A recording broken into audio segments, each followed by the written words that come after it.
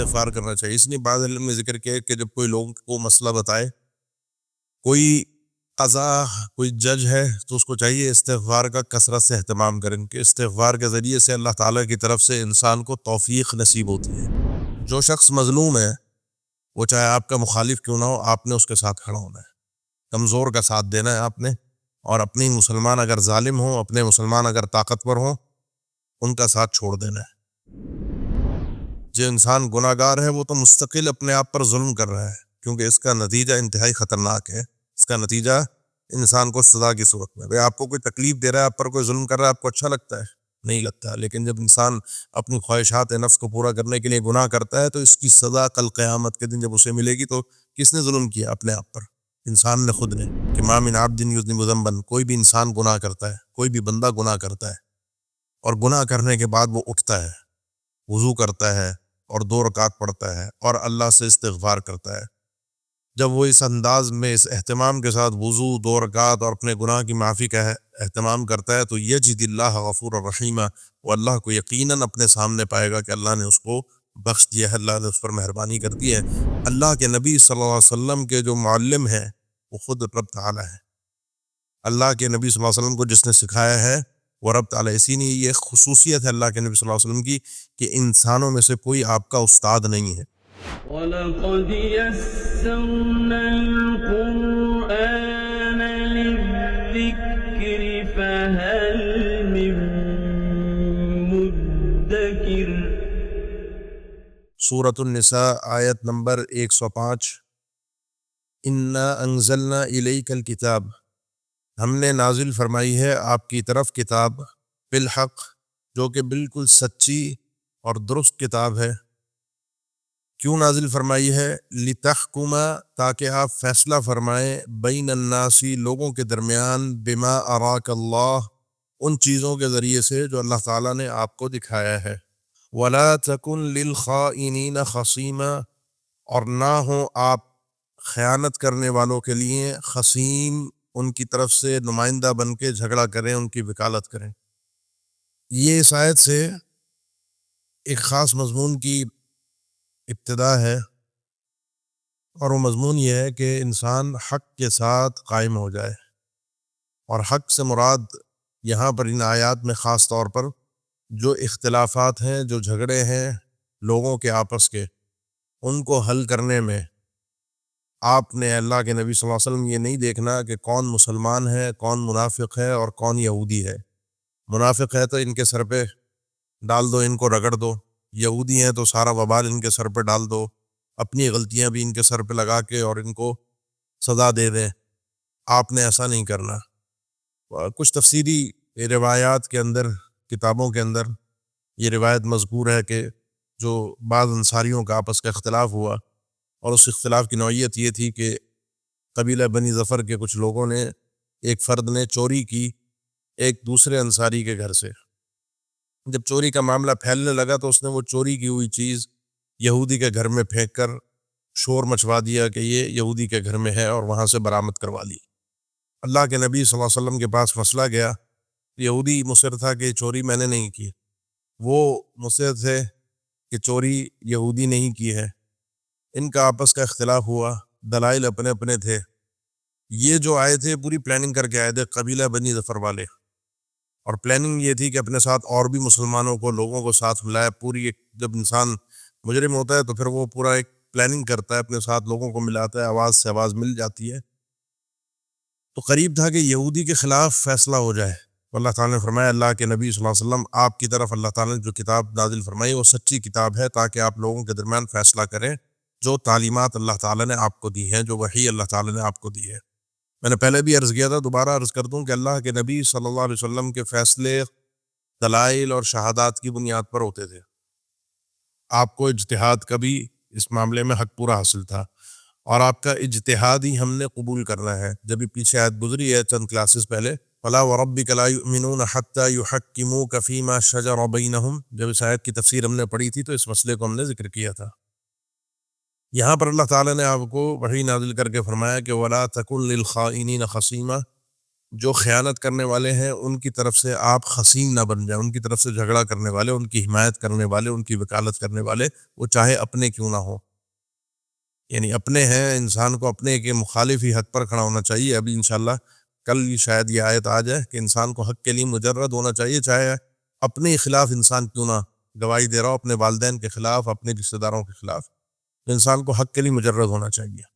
وَاسْتَغْفِرِ اللَّهِ، اور اللہ سے استغفار کیجیے آپ خاص طور پہ، کیونکہ اس پورے قضیے کے اندر جو بھی ہوا اس میں آپ کو ویسے بھی اور عموماً بھی استغفار کرنا چاہیے. اس لیے بعض علم نے ذکر کیا ہے کہ جب کوئی لوگ کو مسئلہ بتائے، کوئی قضا، کوئی جج ہے، تو اس کو چاہیے استغفار کا کثرت سے اہتمام کریں، کیونکہ استغفار کے ذریعے سے اللہ تعالیٰ کی طرف سے انسان کو توفیق نصیب ہوتی ہے.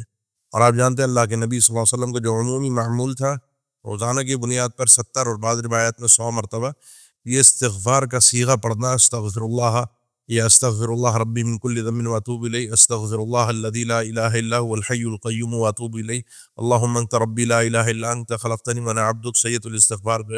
یہ سارے صیغے استغفار کے انسان کو ان کا اہتمام، اور ہمیں بھی حکم تو ہمیں بھی ہے. ان اللہ کان غفور الرحیم، یقیناً اللہ تعالیٰ بہت ہی زیادہ بخشنے والا اور بہت ہی مہربان ہے. ولا تجادل، اور نہ آپ مجادلہ کریں. مجادلہ کہتے ہیں جھگڑنے کو، وکالت کرنے کو، ایک زبردستی کا آپ کا ایک جھگڑا ہو. کن لوگوں کی حمایت میں؟ عن الذین، ان لوگوں کی طرف سے، یختانون انفسہم، جو جان بوجھ کے جنہوں نے اپنے نفسوں کی خیانت کی، جو خود گناہگار ہیں، جنہوں نے چوری کی. آپ ان خائنین کی طرف سے جھگڑا مت کریں. یہ عمومی حکم پہلے تھا ولا تکن للخائنین خصیما، اب یہاں پر مزید ہے کہ آپ نے ان کی طرفداری کسی بھی صورت میں نہیں کرنی. خیانت ذرہ برابر بھی بارگاہ الہی میں قابل قبول نہیں ہے. خیانت امانت کی ضد ہے، اور یہ اس کی بہت ایک لمبی تفصیل ہے کہ خیانت کس کس طرح سے کن کن چیزوں میں کی جا سکتی ہے یا ہو جاتی ہے. انسان کو بہرحال خیانت سے بچ کے رہنا چاہیے خود بھی. اس کے بعد اللہ تعالیٰ نے ذکر فرمایا، بڑے قابل غور الفاظ ہیں، ان اللہ، یقینا اللہ تعالیٰ، لا یحب، نہیں پسند کرتا، من، اس شخص کو، کان خوانا اثیما، جو کہ ہے خوان. خوان اور اثیم دونوں صیغہ مبالغہ ہیں. بار بار خیانت کرنے والا، بار بار دھوکہ دینے والا، بار بار فراڈ کرنے والا، اور اثیم بہت زیادہ گناہگار، جان بوجھ کر گناہ کرنے والا، گناہوں کو تلاش کر کے، نیت کر کے، قصد کر کے گناہ کرنے والا.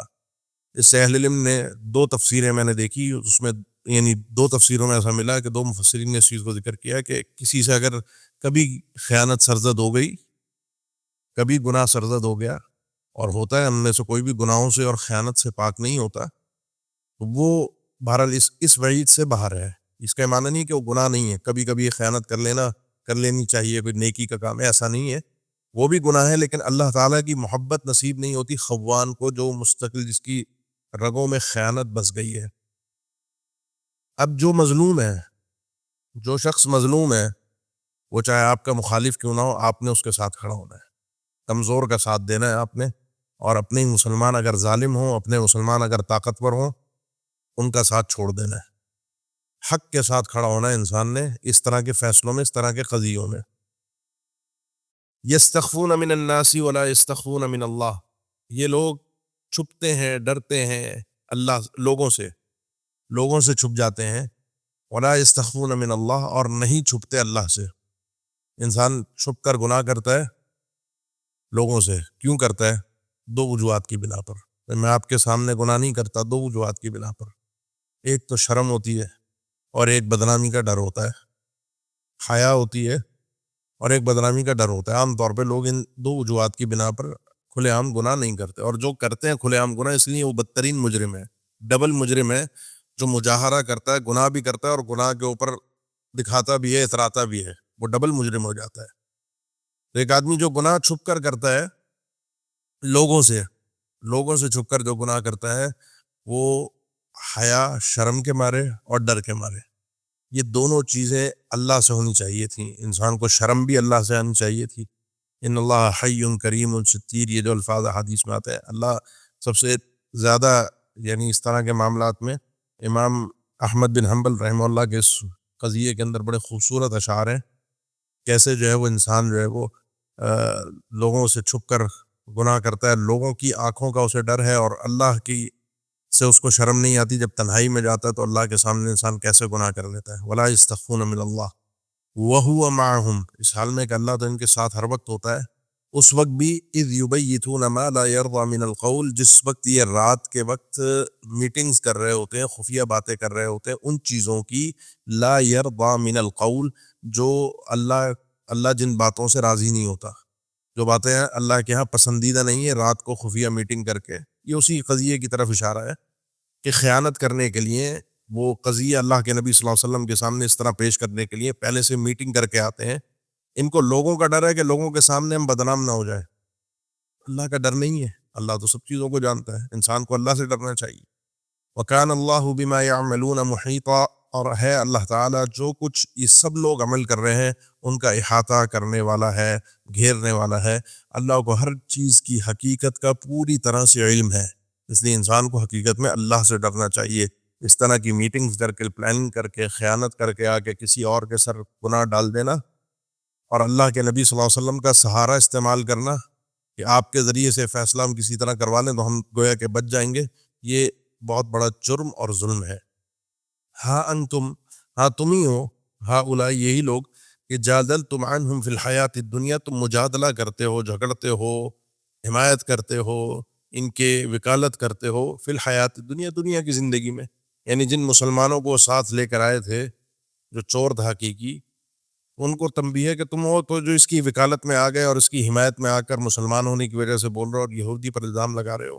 فَمَن يُجَادِلُ اللَّهَ عَنْهُمْ يَوْمَ الْقِيَامَةِ، پھر کون ہوگا وہ شخص کہ کل قیامت کے دن اللہ سے کھڑے ہو کر جھگڑے؟ کسی میں ہمت ہے کہ اللہ کے سامنے پیش کرے کہ نہیں یہ مجرم نہیں، یہ مجرم ہے؟ اَمَّن يَكُونُ عَلَيْهِمْ وَكِيلًا، یا کون ہوگا جو ان کی وکالت میں آ کر کھڑا ہوگا، ان کی طرفداری میں آ کر کھڑا ہوگا کل قیامت کے دن؟ دنیا میں تو تم نے نبی کریم صلی اللہ علیہ وسلم کے سامنے آ کر اس شخص کی حمایت کر لی، یہودی کی مخالفت کر لی، کل قیامت کے دن کیا کرو گے؟ وَمَن يَعْمَلْ سُوءًا، اور جو شخص بھی عمل کرتا ہے سوء، عمل سوء عام طور پہ برے کو کہتے ہیں کہ وہ عمل جو برا لگتا ہو. جب یہ لفظ سوء بولے جاتے ہیں سارے گناہوں کو شامل ہوتا ہے، صغیرہ کبیرہ، حقوق اللہ، حقوق العباد. لیکن یہاں پر آگے ایک اور لفظ ہے او یظلم نفسہ، یا وہ اپنی جان پر خود ظلم کرتا ہے، اپنے نفس پر، اپنی جان پر خود ظلم کرتا ہے. تو اس کا مطلب یہ ہے کہ عمل سوء سے مراد یہ ہے کہ جو شخص لوگوں کے لیے ایسا کام کرتا ہے جو لوگوں کو برا لگتا ہے، حقوق العباد میں گناہ کرتا ہے، او یظلم نفسہ، یا حقوق اللہ میں اس کے ساتھ وہ کوتاہی ہوتی ہے، گناہ ہوتا ہے. ایک تو بات یہ سمجھیے. دوسری بات یہ سمجھیے کہ او یظلم نفسہ، انسان اپنی جان پر ظلم کب کرتا ہے؟ جب وہ گناہ کرتا ہے. اور ایک انسان کا سب سے بڑا دشمن اور سب سے بڑا ظالم اس انسان پر وہ انسان خود ہی ہوتا ہے. انسان کے اوپر سب سے زیادہ ظلم اپنے اوپر ہی انسان خود کر رہا ہوتا ہے. دوسرا ظالم بہت کم ظلم کرتا ہے. جو انسان گناہ گار ہے وہ تو مستقل اپنے آپ پر ظلم کر رہا ہے، کیونکہ اس کا نتیجہ انتہائی خطرناک ہے. اس کا نتیجہ انسان کو سزا کی صورت میں، آپ کو کوئی تکلیف دے رہا ہے، آپ پر کوئی ظلم کر رہا ہے، آپ کو اچھا لگتا ہے؟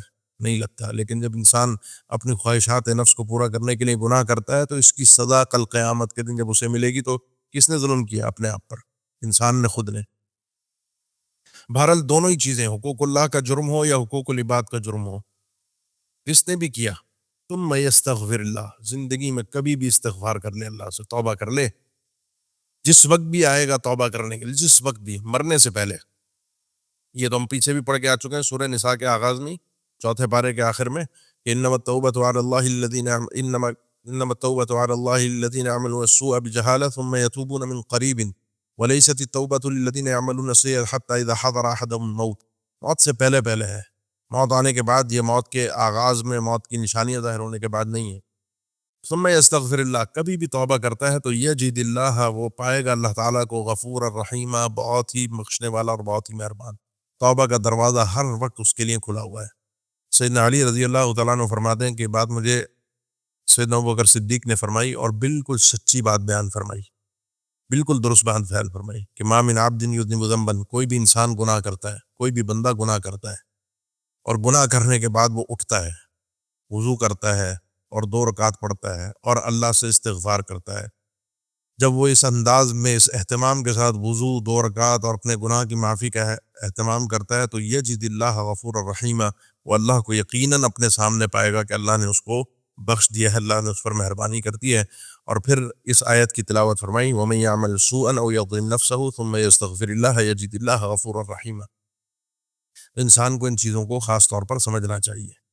وَمَن يَكْسِبْ إِثْمًا، اور جو شخص گناہ کرتا ہے، فَإِنَّمَا يَكْسِبُ عَلَى نَفْسِهِ، تو وہ کماتا ہے اس کو اپنے ہی نفس کے خلاف، یہ اس کے اپنے نفس کے خلاف اس کی سزا ہے، وبال ہے، اس کے اپنے نامہ اعمال میں اس کے خلاف ہے۔ وَكَانَ اللَّهُ عَلِيمًا حَكِيمًا، اور ہے اللہ تعالیٰ خوب اچھی طرح سے جاننے والا اور پوری طرح سے حکمت رکھنے والا۔ جس نے گناہ کیا اس کا گناہ کا وبال اس کے اوپر ہے، اگر اس نے توبہ نہیں کی۔ توبہ پچھلی آیت میں آ گئی، اور پچھلی آیت میں نے آپ کو یہ میرا خیال ہے پچھلے ہفتے بھی ذکر کی تھی، جب یہ مسئلہ آیا تھا کہ منافقین کا تذکرہ آیا تھا وَلَوْ أَنَّهُمْ إِذ ظَلَمُوا أَنفُسَهُمْ جَاءُوكَ فَاسْتَغْفَرُوا اللَّهَ وَاسْتَغْفَرَ لَهُمُ الرَّسُولُ لَوَجَدُوا اللَّهَ تَوَّابًا رَحِيمًا۔ ایسا کیوں نہیں ہوا جب انہوں نے اپنی جانوں پر ظلم کیا تھا منافقین نے، تو یہ آتے اللہ سے استغفار کرتے اور اللہ کے نبی صلی اللہ علیہ وسلم بھی ان کے لیے استغفار کرتے تو اللہ کو تواب اور رحیم پاتے۔ میں نے کہا تھا یہ ماضی کی بات تھی، منافقین کے لیے تھی۔ مستقبل کے لیے یہ آیت ہے جو ہم نے ابھی پڑھی ہے، آیت نمبر 110 وَمَن يَعْمَلْ سُوءًا أَوْ يَظْلِمْ نَفْسَهُ ثُمَّ يَسْتَغْفِرِ اللَّهَ يَجِدِ اللَّهَ غَفُورًا رَحِيمًا۔ اب آپ کے اور میرے سارے گناہوں کے لیے توبہ کا طریقہ اللہ تعالیٰ نے بیان فرمایا۔ بغیر توبہ کے بارگاہ الہی میں پہنچ گیا تو اللہ علیم اور حکیم ہے، اللہ کو یہ پتہ ہے آپ کا یہ گناہ کس قدر ہے، کس وجہ سے ہے، اس گناہ کے نقصانات کتنے ہوں گے، اس گناہ کرتے وقت آپ کی اپنی کیفیت کیا تھی، کیا سوچ کر آپ نے گناہ کیا۔ ہر گناہ دوسرے گناہ سے مختلف ہوتا ہے، اور ہر گناہ گار دوسرے گناہ گار سے مختلف ہوتا ہے، ہر گناہ کا وبال یا نتیجہ یا اس کے اثرات مختلف ہوتے ہیں دوسرے گناہ کرنے والے سے۔ ان ساری چیزوں کی تفاصیر کو اللہ تعالیٰ خوب اچھی طریقے سے جانتا ہے، لہذا یہ فیصلہ اللہ پر چھوڑ دو۔ وَمَن يَكْسِبْ خَطِيئَةً، اب ایک یہ تو ہے کہ انسان نے گناہ کیا، خود گناہ کیا، اس کا خود وبال اس کے اوپر ہے، خود غلطی کی، حقوق اللہ سے تعلق تھا، حقوق العباد سے تعلق تھا، توبہ کر لی، اللہ نے معاف کر دی، لیکن ایک ڈبل جرم ہو رہا ہے، اور وہ یہ ہے کہ وَمَن يَكْسِبْ خَطِيئَةً، جو شخص کوئی خطیہ کرتا ہے، کماتا ہے کوئی خطیہ او اثمن یا کوئی گناہ، یہاں دونوں چیزیں ذکر ہیں، پہلے میں ذکر گیا صغیرہ کبیرہ بھی، جان بوجھ کر بھی، انجانے میں بھی، حقوق اللہ بھی، حقوق العباد بھی، یہ ساری تفسیریں خطیہ اور اثمہ کی اہل تفسیر نے ذکر کی ہیں۔ تو وَمَن يَكْسِبْ خَطِيئَةً، جو شخص بھی کماتا ہے خطیہ کو، گناہ کرتا ہے، او اثمن، کوئی کبیرہ گناہ کرتا ہے، وہ غلطی سے گناہ ہو گیا، یہ جان بوجھ کر گناہ ہو گیا، ثم یرمی بہ بریئا، پھر وہ پھینک دیتا ہے، چسپاں کر دیتا ہے، لاد دیتا ہے، رمی کہتے ہیں پھینکنے کو ویسے اس کا معنی ہے، لیکن یرمی بھی بریئا، کسی بری آدمی کو اس گناہ کے ساتھ نتھی کر دیتا ہے۔ بری سے مراد جس نے وہ گناہ نہیں کیا اس کی طرف اس گناہ کو، اس غلطی کو منسوب کر دیتے، جیسے واقعہ آپ کے سامنے بھی ذکر ہوا، غلطی کسی اور کی تھی، ڈال کسی اور کے سر پہ دی، یہ ڈبل جرم ہو گیا۔ ایک تو اپنی غلطی ہے، اوپر سے اپنی غلطی کی سزا کسی اور کو دلوانے کی کوشش ہے، تو اس آدمی نے کیا کیا، کیونکہ ڈبل گناہ کیا ہے، فقد احتمل، تو اس آدمی نے اٹھایا ہے بہتانن، ایک بہتان و اسم مبین، اور کھلا گناہ، ایک جھوٹا الزام کسی پر لگایا اور کھلا گناہ خود کیا ہے۔ ڈبل اس کے لیے اب معاملہ، اس کے لیے ڈبل وزر کا معاملہ آ گیا ہے، سنگل گناہ نہیں ہے۔ یہ تھوڑا سا ہمیں چاہیے اپنی اداؤں پر بھی غور کریں۔ یہ تو ہمیں خاص تناظر میں پڑھ رہے ہیں، چلو اللہ کے رسول کے پاس کیس آیا، ہمارے معاشرے میں کتنے ایسے لوگ ہیں جو، میں نے کئی لوگ ایسے دیکھے ہیں زندگی کے تعامل میں، آپ نے بھی دیکھے ہوں گے، جن کی ایک فطرت آپ کو نظر آئے گی کہ انہوں نے زندگی میں کبھی غلطی نہیں مانی، ان کو کوئی غلطی منوا نہیں سکتا، وہ تسلیم ہی نہیں کرتے کہ میں نے غلطی کی ہے، وہ کچھ بڑے سے بڑی غلطی کر دیں مانیں گے نہیں۔ یہ بہت سارے لوگ آپ کو اپنی زندگی میں اپنے ارد گرد آس پاس نظر آئیں گے۔ اچھا، دوسروں پر غور کرنے سے پہلے اس کو اپنے اوپر چسپا کر کے دیکھیں، کیا کبھی میں اپنی غلطی تسلیم کرتا ہوں؟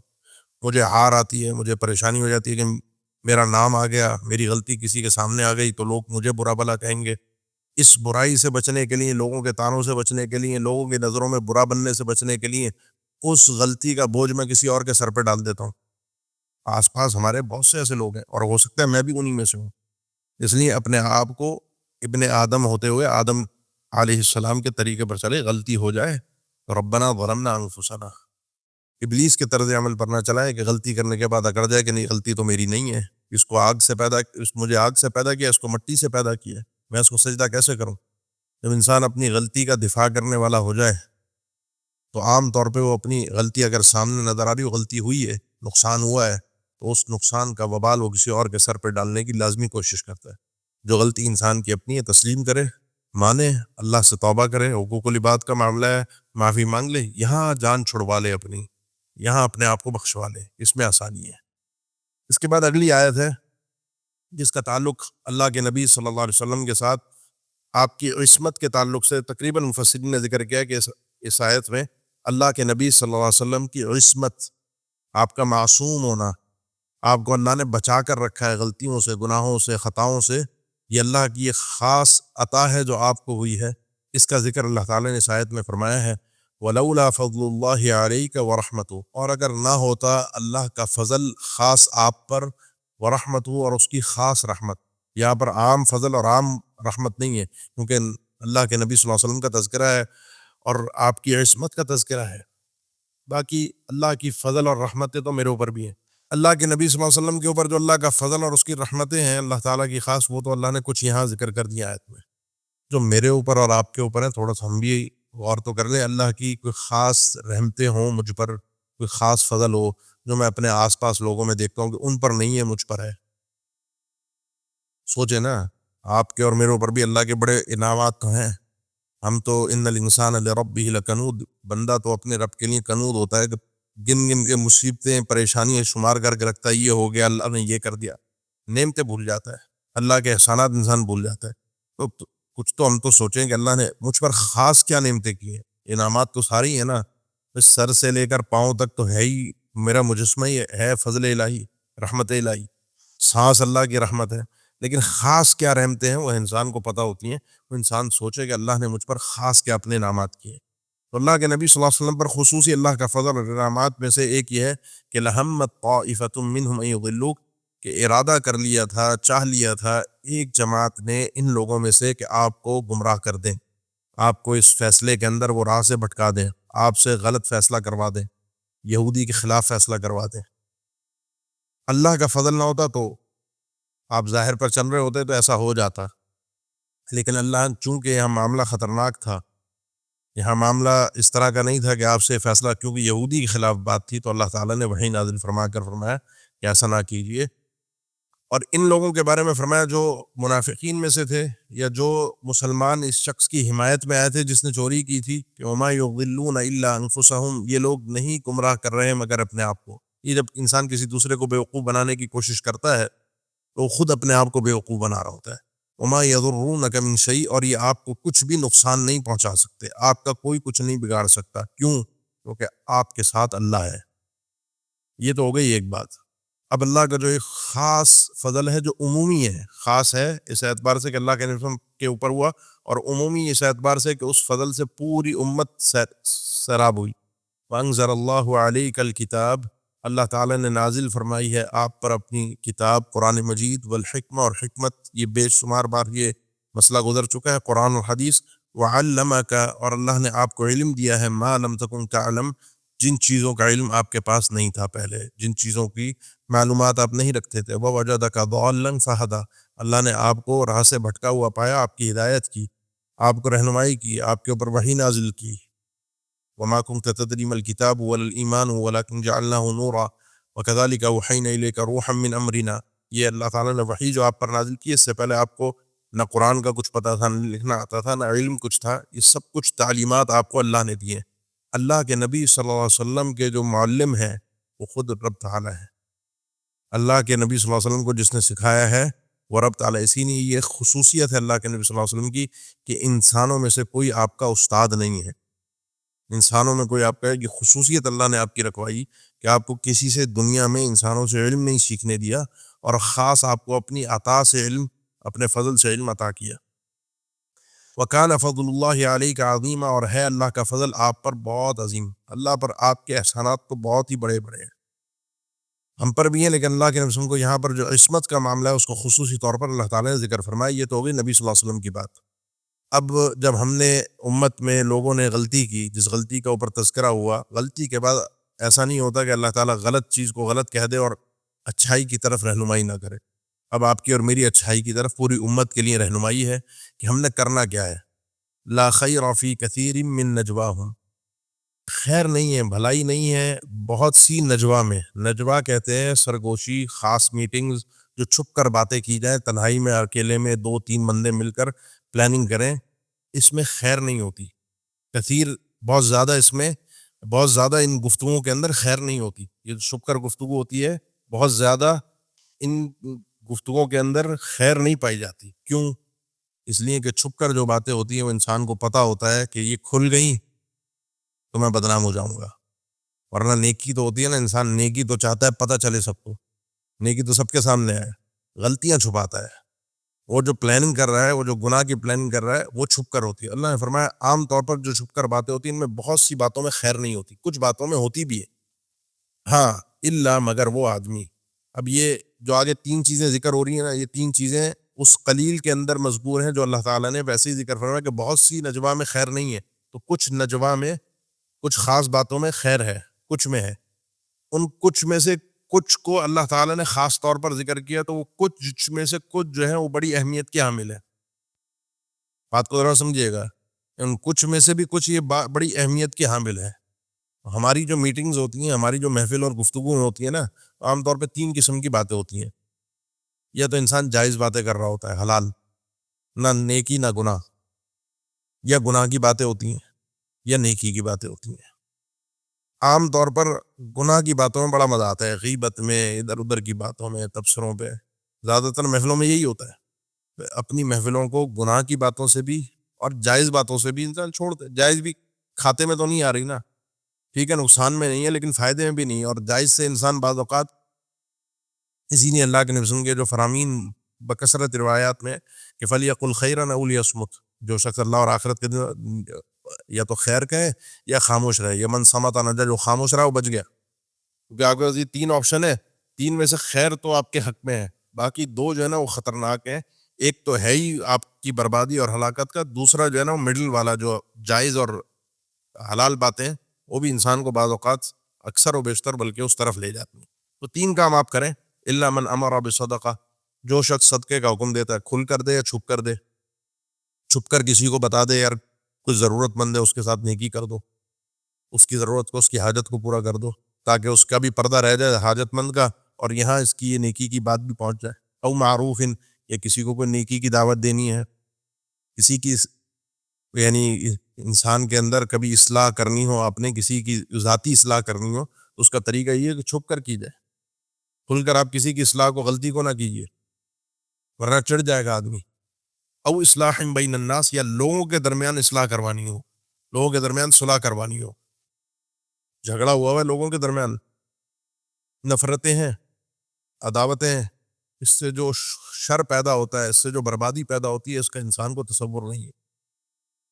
آپ نے تو جھگڑے ہوئے لوگوں کے درمیان صلح کروائی، کھل کر بھی کروا سکتے ہیں، چھپ کر بھی کروا سکتے ہیں. اور چھپ کر کیا ہوتی ہے، جس کو اللہ کے نبی صلی اللہ علیہ وسلم نے بخاری مسلم کئی احادیث میں اور بے شمار احادیث میں، یعنی بے شمار تو نہیں، میں تو کئی احادیث میں اس مفہوم کو بیان کیا گیا کہ لیس الکذاب الذی یصلح بین الناس فینمی خیرا او یقول خیرا. وہ کذاب نہیں ہے جو لوگوں کے درمیان اصلاح کے لیے جھوٹ بولتا ہے، خیر پھیلاتا ہے. میں چھپ کر جا کر جھوٹ بول رہا ہوں اس آدمی کے پاس کہ اس کے مخالف نے اس کے حق میں اچھی باتیں کی ہیں، اور اس کے پاس آ کر چھپ کر کہہ رہا ہوں، جو اس کو نہیں پتا کہ تمہارے مخالف نے، جس سے تمہارا جھگڑا ہوا، اس نے تمہارے حق میں، تمہاری محبت میں، تمہاری حمایت میں یہ باتیں کی. آگ لگانے والے تو بہت ہوتے ہیں، اس میں تو بڑا مزہ آتا ہے. جو سچ جو آدمی بول رہا ہو، نمام جس کو کہتے ہیں، ادھر کی ادھر کرنے والا، سچ اگر بول رہا ہو تو یہ جہنمی ہے. لا يدخل الجنت نمام، یہ آدمی نمام جو سچ ادھر کا ادھر کر رہا ہے لڑوانے کے لیے، جنت میں نہیں جائے گا. لیکن جو جھوٹ بول رہا ہے اصلاح کے لیے، چھپ کر جھوٹ بول رہا ہے، اللہ کی بارگاہ میں یہ نیکی ہے اور یہ قابل قبول ہے. لا خیر فی کثیر من نجواہم، اس آیت سے. اور اصلاح بین، تو چھپ کر تو انسان کو یہ باتیں کرنی چاہیے. چھپ کر جو پلاننگ ہونی چاہیے تو ان چیزوں کی ہونی چاہیے. یہ ویسے ہی نیکیاں ہیں، یہ کام ویسے ہی نیکیاں ہیں. لیکن یہ کام جو ہوتے ہیں نا، جب کرتا ہے آدمی تو کس لیے؟ کیونکہ چھپ کر ہو رہے ہیں. تو وَمَن يَفْعَلْ ذَلِكَ ابْتِغَاءَ مَرْضَاتِ اللَّهِ، جو شخص یہ کام کرتا ہے اللہ کی رضا کو تلاش کرتے ہوئے، کھل کر کرے گا تو اللہ کی رضا، چھپ کر کرے گا تو اس میں تو ریاکاری اور دکھاوے کا تو کوئی عنصر آئے گا ہی نہیں. تو چھپ کر انسان یہ نیکیوں کے کام کرے اللہ کی رضا کو تلاش کرتے ہوئے، فَسَوْفَ، ان قریب، نؤتیہ، ہم اسے دیں گے، اجر عظیم، اجر عظیم ملے گا اسے. انسان ثواب کی، نتیجے کی جلدی نہ کرے. سوف کا معنی ہوتا ہے ان قریب، کچھ بعد میں آپ کو آگے چل کے چیز مل جائے گی. انسان نتائج کی اور ثواب کی اللہ کی طرف سے جلدی نہ کرے، کیونکہ جب ملتا ہے تو بڑا مزہ آتا ہے، اس کا انتظار کا بھی اپنا ایک مزہ ہوتا ہے. وَمَن يُشَاقِقِ الرَّسُولَ مِن بَعْدِ مَا تَبَيَّنَ لَهُ الْهُدَى، اور جو شخص مخالفت کرتا ہے رسول کی، یہ اسی سینیریو میں اگر سمجھیں گے تو اللہ کے نبی صلی اللہ علیہ وسلم کی بات ماننا ہے. من بعد ما تبین له الہدی، بعد اس کے کہ اس کے لیے ہدایت واضح ہو گئی، اللہ کے نبی صلی اللہ علیہ وسلم کا طریقہ اور راستہ واضح ہو گیا، اس کے بعد اس نے مخالفت کی. اگر کسی شخص کے لیے اللہ کے نبی صلی اللہ علیہ وسلم کا راستہ واضح نہیں ہوا، جاہل تھا، اسے پتہ ہی نہیں تھا اللہ کے نبی صلی اللہ علیہ وسلم کی حدیث ہے اس معاملے میں ایسا کرنا چاہیے، اور وہ مخالفت کرتا رہا، تو اس کے لیے یہ وعید نہیں ہے جو آگے آ رہی ہے. یہ وعید اس آدمی کے لیے جس کو پتہ ہو گیا، جس کو حدیث پہنچ گئی، جس کو بتا دیا گیا اور پھر اس نے مخالفت کی. وَيَتَّبِعْ، اور وہ چلا، اس نے اتباع کی، غیر سبیل المؤمنین، مومنین کے راستے سے ہٹ کر. مومنین جس وقت یہ آیت نازل ہوئی کون تھے؟ صحابہ کرام. صحابہ کرام کے منہج اور قرآن و حدیث کو سمجھنے کا اس کا طریقہ صحابہ کرام والا نہیں تھا. اس کی گفتگو، اس کا مزاج اللہ کے نبی صلی اللہ علیہ وسلم سے سمجھنے کا، بات کرنے کا صحابہ کرام والا نہیں تھا. کیونکہ اللہ نے صحابہ کرام کی تعریف کی ہے کہ ایسا ایمان لاؤ گے تو ایمان والے ہو. تو اس نے ایک تو رسول کی مخالفت کی اور مومنین کے راستے سے ہٹ کر چلا رسول کی اتباع کرنے میں. یہ دونوں ویسے چیز ایک ہی ہیں، آپ نے ماننے رسول کی ہی ہے، اللہ کے نبی صلی اللہ علیہ وسلم کی ہی ماننی ہے، لیکن اس راستے پر صحابہ کرام کے طریقے کے مطابق چلنا ہے. کیوں؟ کیونکہ اللہ نے ان کے طریقے کے مطابق چلنے کا کہا ہے. میں اپنی مرضی سے نہیں چل رہا. قرآن و حدیث کو جو آپ اور میں سمجھتے ہیں، سمجھنے والے دنیا میں ہر طرح کے لوگ بیٹھے ہیں. جو آج کل مستشرقین ہیں، اورینٹلسٹ ہیں، آپ ان کی کتابیں اٹھائیں، قرآن سے استدلال پیش کیے ہوئے ہوتے ہیں، قرآن کی مخالفت میں. یہودیوں کے اپنے قرآن سے استدلالات ہوتے ہیں، ہر فرقے کے اپنے استدلالات ہوتے ہیں. تو انسان سمجھے گا کیسے صحیح قرآن و حدیث صاف ستھرا؟ سلف صالحین جن کو صحابہ کرام کہا جاتا ہے، ان کے طریقے، اسی کو منہج کہتے ہیں. اور اس آیت سے امام شافعی کا بڑا قوی استدلال ہے کہ اجماع امت حجت ہے. اجماع امت کسے کہتے ہیں؟ جب سارے اہل علم علماء ایک مسئلے میں ایک طرف ہوں، یہ آپ کو پتہ چل جائے کہ اس مسئلے میں دوسری کوئی بات نہیں ہے، سب یہی ہے. تو یہ بات ویسے بھی اللہ کے نبی صلی اللہ علیہ وسلم سے ہے کہ میری امت کا ایک گروہ، بخاری مسلم کی روایت میں، ایک گروہ حق پر ہمیشہ قائم رہے گا. حق امت میں سے کبھی بھی ایسا نہیں ہو سکتا کہ ختم ہو جائے، حق موجود رہتا ہے، چاہے وہ ایک فرد ہی کیوں نہ ہو. آگے ایک فرد کی بات آئے گی ابراہیم علیہ السلام کی، ایک فرد ہی کیوں نہ ہو، لیکن وہ ایک فرد بھی سب کے ساتھ ہے. اس کا مطلب حق اب وہی ہے.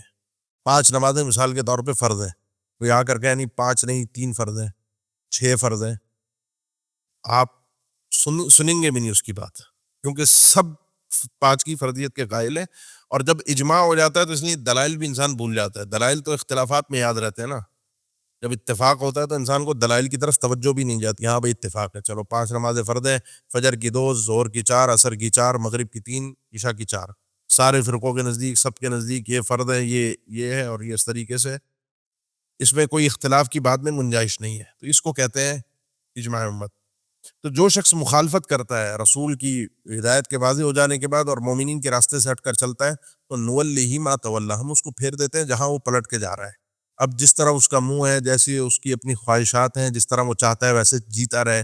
یہ اللہ کی طرف سے اب اس کو استدراج ہے، ڈھیل ہے، کہ جیسا وہ چاہتا ہے، جن راستوں پر چلنا چاہتا ہے، جس کو اچھا سمجھنا چاہتا ہے اپنی عقل سے، اپنی آراء سے، یہ بہتر ہے، یہ صحیح ہے، نولیہ ما تولی. لیکن اینڈ کیا ہوگا؟ وَنُصْلِهِ جہنم، اسے جہنم میں داخل کریں گے، وہ سات مصیر، اور بہت برا ٹھکانہ ہے. اس لیے ان چیزوں کے اندر، ان معاملات کے اندر اللہ کے نبی صلی اللہ علیہ وسلم کی اتباع لازمی ہے. اس کے بعد خاص طور پر اللہ تعالیٰ نے اس بڑے گناہ کا پھر تذکرہ فرمایا، اور شیخ عثیمین رحمہ اللہ نے ذکر کیا ہے کہ یہ آیت جو ہے، پہلے بھی ہم یہ پڑھ کے آئے ہیں سورہ نساء کے اندر ہی، پھر دوبارہ پڑھ رہے ہیں. اور اس کے بیچ میں قتل والی آیت بھی ہم نے پڑھی ہے کہ وَمَن يَقْتُلْ مُؤْمِنًا مُتَعَمِّدًا، جو شخص کسی مومن کو جان بوجھ کر قتل کرتا ہے، اس کا ٹھکانہ جہنم ہے، جس میں ہمیشہ رہے گا. اللہ کی لعنت ہے اس پر، اللہ کا غضب ہے، اور اللہ نے اس کے لیے بہت بڑا عذاب تیار کر کے رکھا ہے. یہ آیت ہم بیچ میں پڑھ کے آئے ہیں. اس سے پہلے بھی ہم نے پڑھا ان اللہ لا یغفر ان یشرک بہ، اللہ تعالیٰ معاف نہیں کرتا کہ اس کے ساتھ شرک کیا جائے. شرک کو اللہ تعالیٰ معاف نہیں کرے. کوئی شخص بغیر توبہ کے شرک لے کر نام اعمال میں چلا گیا، معافی نہیں ہے اس کے لیے. وَيَغْفِرُ مَا دُونَ ذَلِكَ لِمَن يَشَاءُ، اللہ تعالیٰ معاف کرتے ہیں اس کے علاوہ جو کچھ گناہ ہے. بیچ میں قتل والی آیت ہے، اور بعد میں اور پہلے ہی آیت ہے. اس سے یہ ایک بات سمجھ میں آ جاتی ہے کہ قتل بھی بالآخر معاف ہوگا. بالآخر صرف شرک ہے کہ ایسا گناہ ہے جو ابدی جہنمی ہے، جس کے لیے کوئی معافی کبھی جہنم سے نہیں نکلے گا. اس لیے بہت ہی خطرناک معاملہ ہے. اپنے ایمان کی حفاظت کیجیے, گناہوں سے بھی بچیے. لمحے بھر کی جہنم بھی انسان کے لیے ناقابل برداشت ہے, لیکن شرک تو انسان یعنی کچھ بھی ہو جائے نکلے گا نہیں. اللہ نے کہا معاف نہیں کرے گا اللہ, اگر بغیر توبہ کے مرا ہے. وَمَن يُشْرِكْ بِاللَّهِ, اور جو شخص بھی اللہ کے ساتھ شرک کرتا ہے, فقد ضل ضلالا بعیدا, وہ گمراہ ہو گیا, بہت دور کی گمراہی میں چلا گیا. شرک جو ہے وہ بہت دور انسان کو لے جاتا ہے, ایسا گمراہ کر دیتا ہے کہ وہاں سے پلٹ کر آنا بہت مشکل ہوتا ہے. اب بات کو سمجھیے, شرک ہوتا کس طرح سے. اللہ نے فرمایا کہ یہ جو مشرکین ہیں, إِن يَدْعُونَ مِن دُونِهِ إِلَّا إِنَاثًا, یہ تو نہیں پکارتے اللہ کے علاوہ مگر اناثا, اناث عورتوں کو کہتے ہیں. یہ جن بتوں کو پکارتے ہیں انہوں نے تو ان کے نام بھی عورتوں والے لات, منات, عزا رکھے ہوئے ہیں. یا مشرکین عورتوں کے, اور یعنی ان کے نزدیک فرشتے جو تھے وہ عورتیں تھیں, مؤنث ہے, مرد نہیں ہے. اللہ نے فرمایا یہ تو فرشتوں کی بھی پوجا کرتے ہیں, یہ تو بتوں کی بھی پوجا کرتے ہیں. وَإِن يَدْعُونَ, یہ مرد کی کریں عورت کی کریں بھائی, کسی بھی بت کی کریں. حقیقت کیا ہے؟ وَإِن يَدْعُونَ, یہ عبادت جو کرتے ہیں, دعا یہاں پر مراد عبادت ہے, یہ نہیں عبادت کرتے مگر شیطان مریدہ, ایسے شیطان کی جو کہ دھتکارا ہوا ہے, یہ شیطان کے پجاری ہیں. شرک حقیقت میں شیطان کی عبادت ہے جس کو طاغوت کہا جاتا ہے. لعنہ اللہ, اللہ کی تو لعنت ہے اس پر, شیطان پر. تو اللہ نے اس کو فرمایا تھا جب اس کو جنت سے نکالا تھا, وَإِنَّ عَلَيْكَ لَعْنَتِي قَالَ فَاخْرُجْ مِنْهَا فَإِنَّكَ رَجِيمٌ وَإِنَّ عَلَيْكَ لَعْنَتِي إِلَىٰ يَوْمِ الدِّينِ, اس جنت سے نکل جا, تو مردود ہے, رجیم ہے, اور تیرے اوپر میری لعنت ہے قیامت تک, تو میری رحمت سے دور رہے گا. اس وقت اس نے اللہ کو ایک چیلنج کیا, قَالَ فَبِعِزَّتِكَ لَأُغْوِيَنَّهُمْ أَجْمَعِينَ, اللہ مجھے تیرے عزت اور جلال کی قسم, میں اس انسانیت کو گمراہ کرنے کی پوری کوشش کروں گا, اس انسان کو میں نہیں چھوڑوں گا, کیونکہ اس کی وجہ سے میں جنت سے نکالا گیا ہوں. لَأُغْوِيَنَّهُمْ أَجْمَعِينَ إِلَّا عِبَادَكَ مِنَ الْمُخْلَصِينَ, کچھ تیرے بندے ہوں گے جو بچ جائیں گے, جو مخلص ہوں گے وہ تو بچ جائیں گے, لیکن اکثریت کو میں پوری گمراہ کرنے کی کوشش کروں گا. وہ ہے اگلا جملہ, وقالا, اور اس نے کہا, لَأَتَّخِذَنَّ, میں بناؤں گا, پکڑوں گا, من عبادک, تیرے بندوں میں سے, نصیبم, ایک حصہ مفروضہ جو کہ مقرر طے شدہ ہے. تیرے بندے میری عبادت کریں گے, یہ طے شدہ حصہ تو میں لے کر رہوں گا. جو چیلنج اس نے اللہ کے سامنے پیش کیا تھا کہ میں اس انسانیت کو گمراہ کروں گا, اس کی گمراہ کرنے کے طریقے کیا ہے. وَلَأُضِلَّنَّهُمْ, اور میں ان کو ضرور بے ضرور گمراہ کروں گا, خواب دکھاؤں گا. وَلَأُمَنِّيَنَّهُمْ, ان کو خواہشات, آرزوؤں اور تمناؤں میں, خوابوں میں گھما کر رکھوں گا. باتیں بہت ہوں گی, انسان اپنے آپ کو حق پر اکڑ کر سمجھ رہا ہوگا, درست سمجھ رہا ہوگا, یہی اس کا اسٹائل ہوگا زندگی کا. وَلَآمُرَنَّهُمْ, اور میں اس کو حکم دوں گا, فَلَيُبَتِّكُنَّ آذَانَ الْأَنْعَامِ, تو یہ کاٹ دیں گے, کراس لگائیں گے, چیرا لگائیں گے جانوروں کے کانوں پر, جس کا تذکرہ انشاءاللہ ہم سورہ انعام میں, آگے آنے والی صورتوں میں ایک سورہ انعام ہے جس میں پوری یہ شرک کی تفصیلات اللہ تعالیٰ نے ذکر فرمائی ہیں, جس میں جانوروں کو کس طریقے سے بتوں کے لیے وقف کیا جاتا ہے, اور ان میں ان کے ساتھ کیا کیا جاتا ہے. ان کے کانوں پر کراس اور چیرا لگا کر ان کو اپنے بتوں کے نام پر خاص کیا جاتا ہے. وَلَآمُرَنَّهُمْ, اور میں انہیں حکم دوں گا, فَلَيُغَيِّرُنَّ خَلْقَ اللَّهِ, تو یہ لوگ ضرور بضرور اللہ کی خلقت کو تبدیل کر دیں گے. اللہ کی خلقت کو تبدیل کیسے کریں گے؟ یا تو اس کو حقیقت میں تبدیل کر دیں گے, جس کو عورتوں کا جیسے یہ اپنی آئی برو سنوارنا ہے, اور اپنے چہرے کے اور چیزیں ہیں جس میں بہت ساری ایسی چیزیں آتی ہیں, خاص طور پلاسٹک سرجری وغیرہ جو صرف خوبصورتی کے لیے کی جاتی ہے. اس کے علاوہ اللہ کی خلقت کے جو مقاصد ہیں ان کو تبدیل کر دینا, فطرت کو گندا کر دینا. آج یہ LGBTQ کا جو مسئلہ ہے وہ بھی اسی کے اندر شامل ہے. یہ ساری چیزیں میں ان کو اپنے ان اسٹائل سے, خواہشات سے, آرزوں سے گمراہ کروں گا.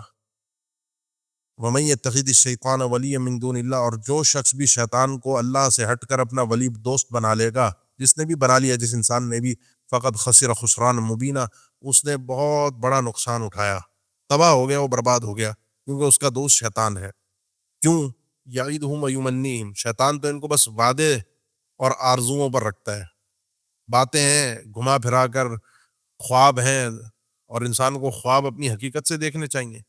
اللہ نے آگے اسی نے فرمایا, وما یعیدہم الشیطان الا غرورا, شیطان کے جو وعدے ان کے ساتھ وہ صرف ایک دھوکہ ہے, جس کا ذکر خود قرآن مجید میں اللہ تعالیٰ نے فرمایا, ان اللہ وعدکم وعد الحق ووعدتکم فاخلفتکم. جب شیطان کل قیامت کے دن کھڑا ہوگا تو کہے گا اللہ کا وعدہ تو سچا تھا, میں نے تو وعدہ کیا, تمہیں بیوقوف بنایا تھا, میں نے کوئی لا کر کوئی دلیل دی تھی تمہیں, میں نے تو صرف تمہیں باتیں کی تھی, تم ان باتوں میں آ گئے, اللہ نے تمہیں دلائل سے سمجھایا تو تمہیں وہ بات سمجھ میں نہیں آئی، فلا تلومونی ولوموا انفسکم، آج مجھے ملامت مت کرو، مجھے کوسو مت، اپنے آپ کو کوسو، اپنے آپ کو گالیاں دو، نہ میں تمہارے کسی کام آ سکتا ہوں نہ تم میرے کسی کام آ سکتے ہو، سب ہم جہنم میں جائیں گے، سب ہم یہیں رہیں گے۔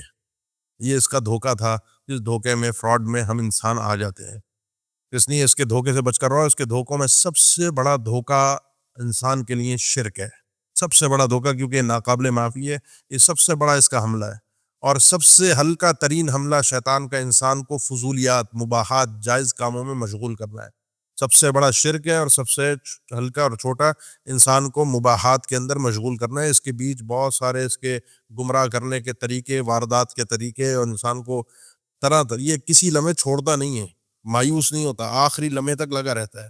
اللہ نے فرمایا اولئک مأواہم جہنم، یہی لوگ جن کا ٹھکانہ جہنم ہے، ولا یجدون عنہا محیصا، یہ نہیں پائیں گے اس جہنم سے چھٹکارے کی کوئی جگہ، بچ نہیں پائیں گے، کیونکہ یہ شیطان کے پجاری، شیطان کے عبادت گزار، شیطان کے ساتھی، تو شیطان کے ساتھ ہی کل قیامت کے دن جہنم میں رہیں گے۔ چونکہ ان کا تذکرہ ہوا ہے تو اللہ والوں کا تذکرہ بھی ضروری ہے، والذین آمنوا وعملوا الصالحات، اور وہ لوگ جو ایمان لائے اور انہوں نے ایک عمل کیے، تو سندخلہم جنات، ہم ان قریب ان کو داخل کریں گے جنتوں میں، تجری من تحتها الانہار، جس کے نیچے سے نہریں بہتی ہیں، خالدین فیہا ابدا، جس میں لوگ ہمیشہ رہیں گے، وعد اللہ حقا، یہ اللہ کا سچا وعدہ ہے، اور ایک اس کا وعدہ ہے یعیدہم ویمنیہم وما یعیدہم الشیطان الا غرورا، جس نے دھوکے میں، سارے اس کے دھوکے فراڈ ہیں، اور ایک اللہ کا وعدہ ہے جو سچا ہے، اور یہ خود قیامت کے دن یہ بدبخت کہے گا شیطان ابلیس، ان اللہ وعدکم وعد الحق ووعدتکم فاخلفتکم، اللہ کے وعدے بالکل سچے تھے، میں نے تو تمہیں صرف بیوقوف بنایا تھا۔ ومن اصدق من اللہ قیلا، اور اللہ سے بڑھ کر سچا کون ہے بات کرنے میں، اللہ کی ہر بات، ہر حکم، ہر فیصلہ، ہر معاملہ بالکل سچا اور درست ہے، اللہ سے دوستی انسان کر لے، اسی میں کامیابی ہے۔ اس کے بعد اللہ تعالیٰ نے ایک قاعدہ ذکر فرمایا ہے، قانون ذکر فرمایا ہے اپنے عدل و انصاف کا، اور سب کے لیے بالکل ایک کلیئر بات کی ہے، کمزور ہو، طاقتور ہو، کوئی بھی ہو، اللہ کی بارگاہ میں ایک ہی فیصلہ اٹل سب کے لیے چلتا ہے، لیس بامانیکم، نہ تو کل قیامت کے بدلے تمہاری خواہشات کے مطابق ملیں گے، تم جس طرح چاہتے ہو کہ ہم مسلمان ہیں تو ہم جنت میں جائیں، ولا امانی یہ اہل کتاب، اور نہ اہل کتاب کی خواہشات کے مطابق کل قیامت کے دن کسی کو بدلہ ملے گا۔ کل قیامت کے دن کے فیصلے تمہاری، اہل کتاب کی کسی کی خواہش پر نہیں ہوں گے کہ وہ یہودی ہے تو وہ جنت میں جائے گا، وہ عیسائی ہے تو وہ جنت میں جائے گا، اور یہ مسلمان ہے تو یہ جنت میں جائے گا، مسلمان نام ہونے کی وجہ سے جنت میں نہیں جائے گا۔ یہ بات بڑی اہم ہے، کیونکہ اس کو اللہ تعالیٰ نے شرک کے بعد خاص طور پر ذکر کیا ہے۔ مسلمان شرک کر سکتا ہے، شرک کے شیطان کے شکنجے میں آ سکتا ہے، تو اس کا ایک کلمہ پھر اس کے لیے مفید نہیں رہے گا۔ انسان کو یہ سوچ رہے ہیں، یہودی بھی کلمہ گو تھے، جو اپنے دور کا ان کا کلمہ تھا وہ تھے، لیکن اس کے بعد جب وہ شرک میں مبتلا ہوئے، اللہ نے ان کو بھی مشرک کا یؤمنون بالجبت والطاغوت، پیچھے ہم پڑھ کر آئیں کہ جبت اور طاغوت پر ایمان رکھنے والے ہیں۔ عیسائیوں کا کفر اللہ تعالیٰ نے واضح کیا، جو آگے ہم پڑھیں گے 6 پارے کے اندر، لقد کفر الذین قالوا ان اللہ ثالث ثلاثہ۔ یہ جب شرک اور کفر میں مبتلا ہوئے ہیں تو اللہ کے نبی صلی اللہ علیہ وسلم نے فرمایا تم ان کے نقش قدم پر بالکل قدم بقدم ہو بہو چلو گے، بالکل پرفیکٹ ان کی کاپی کرو گے، تو نہ تمہاری خواہشات پہ فیصلہ ہوگا نہ ان کی خواہشات پر۔ من یعمل سوءا یجز بہ، کوئی بھی شخص کوئی بھی برائی کرے گا، سوءا برائی، اب یہاں برائی عام گناہ میں ہے، جس طرح ابھی میں نے ذکر کیا، سو جو برا لگتا ہو کسی دوسرے کو، یا خود بھی برا ہو، دوسروں کے لیے بھی برا ہو، کوئی بھی برائی کرے گا، یجز بہ، تو اس کو اس کا بدلہ دیا جائے گا۔ جب یہ آیت نازل ہوئی، سیدنا ابو ہریرہ فرماتے ہیں صحابہ کو تھوڑی سی بھاری لگی، کیونکہ گناہ کرنے کے بعد بدلہ ملنا ہی ملنا ہے، تو اللہ کے نبی صلی اللہ علیہ وسلم نے فرمایا سددوا وقاربوا، مانو، چلو، جڑ کر رہو۔ مسلمان کا معاملہ یہ ہے کہ اس کو ایک کانٹا بھی اگر چھپ جاتا ہے، اس کو ہم اور غم جو تکلیفیں آتی ہیں، اللہ تعالیٰ اس کی ان تکالیف کو اس کے گناہوں کا کفارہ بنا دیتا ہے۔ اس کے اوپر جو بیماریاں، پریشانیاں، مصیبتیں، آفتیں، تو یہ جو ہمارے چھوٹے موٹے گناہ ہوتے ہیں، یہ نماز سے، وضو کرنے سے، ہاتھ دھونے سے، اور قدم قدم مسجد کی طرف چل کے آنے سے، رکوع سجدے میں جانے سے، روزہ رکھنے سے، بار بار حج اور عمرہ کرنے سے جمعہ کے درمیان، یہ جو کتنے مکفرات بیان ہوئے ہیں، یہ اللہ تعالیٰ کی طرف سے خاص فضل ہے مسلمانوں کے ساتھ، جو اس سے استثناء ہے، من یعمل سوءا یجز بہ سے استثناء ہے، تو وہ کفارہ اگر ہو گیا تو ولا وہ اللہ کی طرف سے معافی ہے۔ تو ولا یجد لہ من دون اللہ ولیا ولا نصیرا، اور نہیں پائے گا یہ آدمی اللہ کے علاوہ کسی کو بھی اپنا ولی اور نصیر، نہ کوئی اس کا ساتھ دینے والا ہوگا اور نہ کوئی اس کا ایسا مددگار ہوگا جو اس سے کسی برائی کو، نقصان کو، شر کو ہٹا سکے۔ یہ تو ہو گیا گناہ کا معاملہ۔ ومن یعمل من الصالحات، اور جو شخص بھی صالحات میں سے کچھ کر کے آتا ہے، یہ اسلوب بھی بڑا خوبصورت ہے، من الصالحات۔ یہ من اہل علم کہتے ہیں من تبعیدیہ ہے۔ تبعیدیہ کا مطلب نیکیاں کر کرا کے آ ہی گیا، لٹکتا پھٹکتا انسان، ساری نیکیاں تو کس سے ہو سکتی ہیں؟ جو کچھ ہمیں اللہ کی طرف سے کرنے کو کہا گیا، کیسے ہم کر سکتے ہیں؟ وہ کوئی بھی کر کے آ گیا، من ذکر او انثی، مرد ہو یا عورت، لیکن شرط یہ ہے کہ نیکیاں کرنے میں وہو مؤمن ہونا، وہ مومن چاہیے۔ نیکیاں ایمان کے بعد قبول ہوتی ہیں۔ فاولئک یدخلون الجنہ، یہ لوگ جنت میں جائیں گے، داخل ہوں گے۔ ولا یظلمون نقیرا، ان کے اوپر کھجور کی گٹلی کے اوپر ایک جو سوراخ ہوتا ہے اس کے برابر بھی ان کے اوپر ظلم نہیں کیا جائے گا۔ جو کچھ عمل کیے ہیں، نیکیاں کی، وہ سب کا سب ان کو ملے گا، اور گناہوں کا کفارہ بھی اگر ہوگا ان کے پاس تو اللہ کی طرف سے درگزر ہو جائیں گے۔ اس کے بعد ان دونوں چیزوں کے لیے، سب کے لیے، پھر وہ یہودی عیسائیوں کا جو ایک مضمون آپ تیسرے پارے کے آخر میں بھی پڑھ کے آئے تھے، ما کان ابراہیم یہودیا ولا نصرانیا ولکن کان حنیفا مسلما، اس چیز کو اللہ تعالیٰ نے دوبارہ ذکر کیا کہ ومن احسن دینا، اس شخص سے خوبصورت بہترین دین کس آدمی کا ہو سکتا ہے؟ وہ یہودی ہے، عیسائی ہے، کوئی بھی ہے، مسلمان ہے۔ ممن اسلم وجہ، وہ آدمی جس نے اپنے چہرے کو اللہ کے لیے فرما بردار کر دیا، جس کو میں بار بار اکثر و بیشتر ذکر کرتا ہوں، انسان اپنے آپ کو مجرد کر لے حق کے لیے، خالص ہو جائے حق کے لیے، حق جس طرف اس کو لے کر جا رہے ہیں اس طرف جائے، اللہ اور اس کے رسول کے فرامین اس کو جس طرف لے کر جا رہے ہیں اس کو اسی طرف جانا چاہیے۔ یہ حق کے ساتھ اخلاص ہوتا ہے انسان کا، تو حق کے ساتھ وہ مخلص ہے۔ وہو محسن، وہ پہلے سے تھا، ممن اسلم وجہ للہ، پہلے سے اس نے اپنے چہرے کو اللہ کے لیے مطیع کیا ہوا تھا۔ وہو محسن، اور اس حال میں کہ وہ محسن بھی ہے، نیکیاں بھی کرتا چلا آ رہا ہے، عقیدہ اس کا پہلے سے ہے اور نیکیوں کا استمرار ہے، عقیدہ بھی ساتھ ہے اور نیکیاں بھی ہیں۔ دوسری جو چیز اہل علم نے ذکر کی ہے نیکیوں کی قبولیت کے لیے اس آیت میں، وہ ہے ممن اسلم وجہ للہ، اخلاص، وہو محسن، اور اللہ کے نبی صلی اللہ علیہ وسلم کی اطاعت۔ یہ دونوں بنیادی شرطیں جو بار بار قرآن مجید میں آتی رہتی ہیں۔ نہ اخلاص کے بغیر عمل قابل قبول ہوتا ہے کیونکہ وہ منافقت ہو جاتی ہے، اور نہ اتباع رسول کے بغیر کیونکہ وہ صاف کھلی گمراہی ہے اور وہ بدعات کی طرف انسان کو یہ چیز لے جاتی ہے۔ واتبع ملت ابراہیم حنیفا، اور اس نے پیروی کی ہو ملت ابراہیمی کی، جو ابراہیم علیہ السلام شرک سے بیزار، اکیلے تن و تنہا کھڑے ہو گئے تھے۔ حنیف اکیلے تن و تنہا شرک سے ہٹ کر دور ہو کر کھڑے ہو گئے تھے۔ یہاں پر ان کا تذکرہ اسی لیے خصوصی طور پر ہے کیونکہ اوپر اہل کتاب مسلمانوں کا تذکرہ ہے، جنت میں داخلہ مسلمان ہونے کی بنیاد پر ہے، یہودی ہونے کی بنیاد پر ہے، عیسائی ان بنیادوں پر نہیں ہے، ان بنیادوں پر ہے جو اللہ تعالیٰ نے ذکر کی ہیں۔ اور اب اللہ کے نبی صلی اللہ علیہ وسلم کا کلمہ پڑھ کے ہی انسان جنت میں جا سکتا ہے۔ یہ مضمون پیچھے بھی تفصیل کے ساتھ گزر چکا ہے۔ واتخذ اللہ ابراہیم خلیلا، اور بنا لیا اللہ تعالیٰ نے ابراہیم علیہ السلام کو تو اپنا خلیل۔ خلیل محبت کا سب سے اعلیٰ ترین مقام ہوتا ہے۔ خلیل بمعنی اسم فاعل اور اسم مفعول دونوں ہیں، کہ ابراہیم علیہ السلام بھی اللہ کے خلیل ہیں اور اللہ کے ہاں بھی ابراہیم علیہ السلام خلیل ہے، یعنی اللہ ابراہیم علیہ السلام کے نزدیک بھی اللہ سے بڑھ کر کوئی نہیں ہے، اور اللہ نے بھی ابراہیم علیہ السلام کو مقام خلت عطا کیا ہے۔ یہ مقام محبت کا اعلیٰ ترین، جس میں انسان صرف سوچتا کرتا وہی ہے جو محبوب نے کہا ہے، جس طرح اس نے آرڈر کیا ہے، اس کے بعد سوچنا ہے ہی نہیں کہ کرنا کیا ہے۔ یا خاص طور پہ ابراہیم علیہ السلام کا تذکرہ اس لیے کہ کسی بھی انسان کو اگر اتباع سمجھنی ہے، محسن سمجھنا ہے کہ محسن ہوتا کس طرح کا ہے، تو دنیا کا اعلیٰ ترین محسن ابراہیم علیہ السلام۔ واتخذ اللہ ابراہیم خلیلا، اللہ نے جو ان کو اپنا خلیل بنایا ہے۔ وَلِلَّهِ مَا فِي السَّمَاوَاتِ وَمَا فِي الْأَرْضِ، اللہ کی بادشاہت آسمان اور زمینوں کے اندر، یہ اللہ نے جو ان کو مقام خلت عطا کیا ہے، کوئی عاجز ہو کر نہیں کیا۔ ابراہیم علیہ السلام کی تو محتاجگی ہے اللہ کی طرف، لیکن اللہ کی محتاجگی کسی کے لیے نہیں ہے، اس کی تو بادشاہت ہے پوری آسمان اور زمین کے اندر۔